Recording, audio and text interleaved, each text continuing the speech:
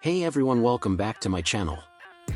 Jon Watts' Wolves is a slick, high-concept comedy thriller that pivots on the undeniable star power of Brad Pitt and George Clooney playing Nick and Jack, two fixers who are unwittingly double-booked for the same job. Pitt and Clooney embody a duo of self-styled lone wolves who, ironically, find themselves inextricably linked. Watts, who made his name with the commercially successful Spider-Man Homecoming trilogy, seems to revel in the freedom that Wolves provides. It's a film unburdened by the expectations of the Marvel Cinematic Universe, allowing him to explore a more relaxed, albeit slightly superficial, narrative. The movie opens with a classic noir setup: a broken window, a woman's scream, and a dead body in a Manhattan hotel room. The woman in question, Margaret Amy Ryan, is left with a thankless role, her character a mere catalyst for the chaos that ensues. Margaret has been indulging in a fling with a young stud she picked up in a bar, only to find him dead, and her first instinct is to call Jack Clooney to clean up the mess. Simultaneously, the hotel calls Nick Pitt, setting the stage for the comedic tension that drives the film. Both men fancy themselves the best in the business, but the realization that they've been double-booked disrupts their carefully curated images as lone wolves. The film plays heavily on the chemistry and personas of its leads. What seems to deliberately blur the line between actor and character, as Pitt and Clooney essentially play exaggerated versions of their public images. This is underscored by the fact that the characters' names, Nick and Jack, are barely mentioned, as if the film expects us to see them as Pitt and Clooney rather than as distinct characters. It's a clever, if somewhat shallow,